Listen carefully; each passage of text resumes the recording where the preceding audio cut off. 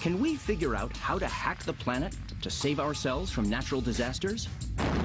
And even if we can, does that mean we should? Highly controlled, man-made tornadoes.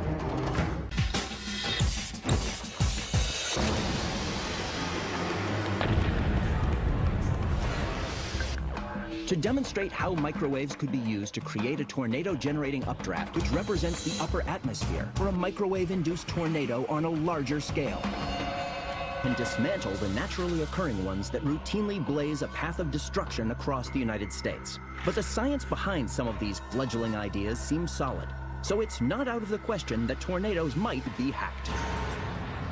In the House of Representatives, on October 2nd, 2001, a bill to be cited as the Space Preservation Act of 2001 was introduced by Mr. Kucinich.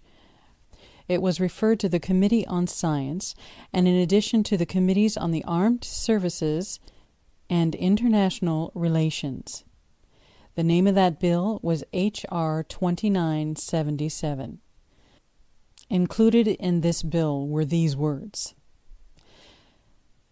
through the use of land-based or sea-based or space-based systems using radiation, electromagnetic, or psychotronic, that's dealing with the human brain, sonic, that's frequency, laser or other energies, directed at individual persons or targeted populations. Targeted populations. For the purpose of information war, mood management, or mind control of such persons or populations, or by expelling chemical or biological agents in the vicinity of a person. Such terms include exotic weapon systems such as electronic, psychotronic, or information weapons, chemtrails, high-altitude, ultra-low-frequency weapon systems, plasma, electromagnetic, sonic, or ultrasonic weapons, laser weapon systems, strategic, theater, tactical, or extraterrestrial weapons, and chemical, biological, environmental, climate, or tectonic weapons. This was a bill that was introduced in the House of Representatives. And in it, he mentions climate control weapons, environmental control weapons, and tectonic weapons.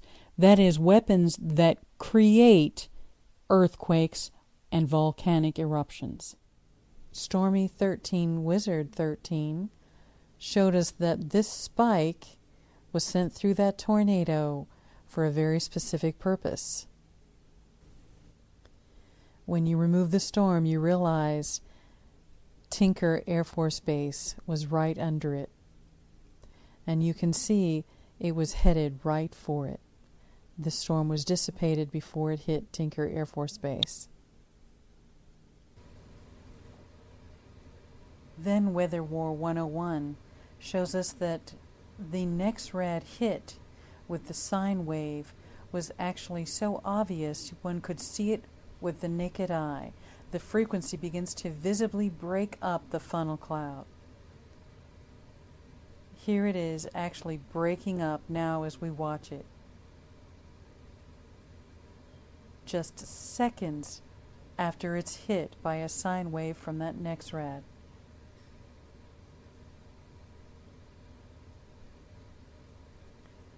You can see the sine wave in it, the enormous vertical pulse sine wave through the funnel cloud before the dissipation.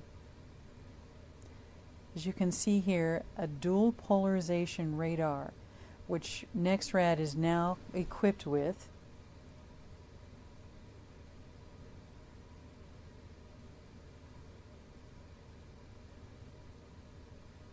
And it only takes seconds, mere seconds, to dissipate this storm that killed so many people, destroyed so many homes.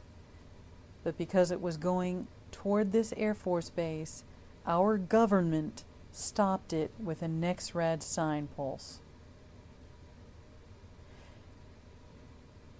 And all that was left as a visual is the wave itself, the sine wave going down, what was a tornado that destroyed so much. Entire town of Moore, Oklahoma. One strike from an NEXRAD is all it took to dissipate that tornado. When that NEXRAD warned Moore, Oklahoma, that tornado was coming fully 20 minutes before it got there. Why did they not strike it down before it hit and destroyed so many homes and killed so many people? And how many children were among that number? This is Rev. Michelle Hopkins. Thank you for watching, and God bless you.